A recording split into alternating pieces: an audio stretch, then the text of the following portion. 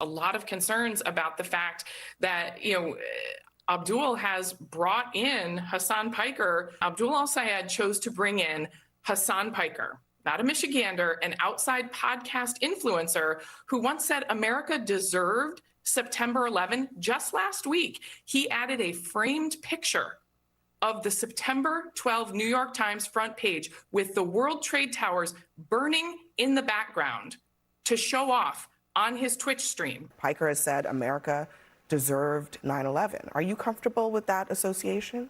No, I am not. I think that's a dumb statement. On the other hand, he has a whole lot of followers, and there's a lot of things that he's saying that are making sense to a lot of people. So when someone like James Carville says he doesn't want to be in the same political party as Hassan Piker, which one are you going to take? So Mr. Carville doesn't want to be in my party, the party that I belong to, that Piker, that El-Sayed belongs to.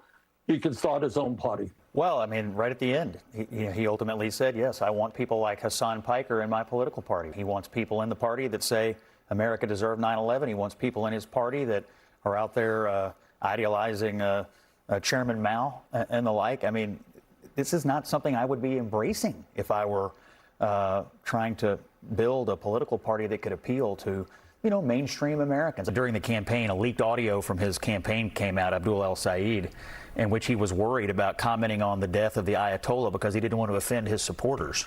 Yeah, the world is in chaos, and this guy can't figure out what side of the ball he's on. Okay, that was Democrat Congresswoman Hillary Schulten first, and then CNN's Abby Phillip calling out communist Abdul El-Sayed. He's been campaigning with Hassan Piker. He said Americans deserved 9/11, but that was socialist Bernie Sanders defending Piker on that, saying James Carville should quit the Democrat Party if he doesn't like it. Scott Jennings on CNN asking, how will saying Americans deserved 9/11 win Democrats the midterms? Politico reports not a blowout victory for the communist far left last night.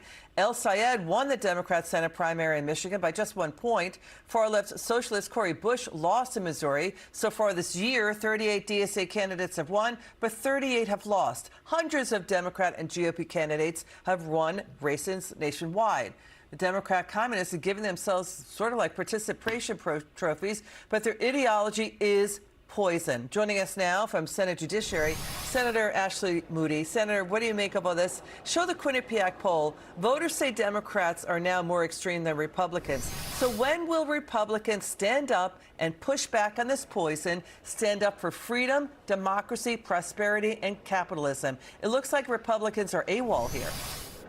Well, I've been saying this for a long time, and maybe it's because I hail from the great free state of Florida, where we have a lot of Floridians whose families still reside in countries that follow this communist agenda that the DSA and their candidates are pushing right now in the United States of America. And I agree with you, Liz. It's not enough to say that the Democratic Socialists are really communists. It's not enough to say socialism doesn't work, it's bad, it will result in oppression of the people and not do anything for working people. It's not enough. We have to stand up and make the case. We have to make the case to the American people. Anyone that loves this country and what it was built on knows that if you follow along this fraud, and what Saeed was saying is, this is not about me, this is for the working people. This is about a movement for the working people. You know who also said it was for the working people? Fidel Castro. And I quote, "This is the socialist and democratic revolution of the working people, with the working people, for the working people." That was Fidel Castro, right, before he took government and took over private business and oppressed his own people. Yeah. And that is what they are trying to sell right now. And what they basically do is do asset seizures. They take property, they take people's income and assets, and higher taxation. You know, to your point, El-Sayed won with young suburban white and college-educated voters who are underemployed, who are angry that basically these communist factories, these universities, are selling them degrees that they can't use. Haley Stevens got the votes of the working class, rural and black voters. So let's get your reaction. Democrat voters not happy with these socialist communists here. Watch this. If El-Sayed wins, I will not vote Democrat. I'll switch over, and I'll vote for a candidate with character. As I was getting on the plane this morning, a guy who was a big fan of MS Now said to me, I'm anxious to see who wins.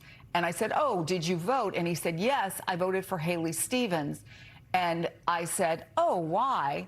And he said, well, because of Israel, and I don't like the position that Abdul El-Sayed has on Israel. And in fact, if he wins, I will be voting for Mike Rogers. Yeah, Mike Rogers. So there's anti-Semitism as well. And I'll tell you, when anti-Semitism takes hold, it's Katie bar the door. Then other people are targeted for hate crimes. So your take on what you just heard? I'm really glad you played those clips. There really isn't a difference right now. If you look at the voting record of my Democratic colleagues here in the Senate, they are voting lockstep with the DSA agenda. They are voting to not fund our military. They shut down the government over securing our borders and funding law enforcement. I could go on and on and on. There's not a line here. Wait a minute. So you're saying that these Democrat, communist, socialists are doing it now? They're doing it now inside the U.S. government, shutting down the government, moving to defund things, just trying to turn and twist the U.S. government around. Is that what you're saying? I'm not just saying it's it. Happening now. Look at the votes. Just last week, we lost a funding bill here. Every Democrat voted against the funding bill for our military.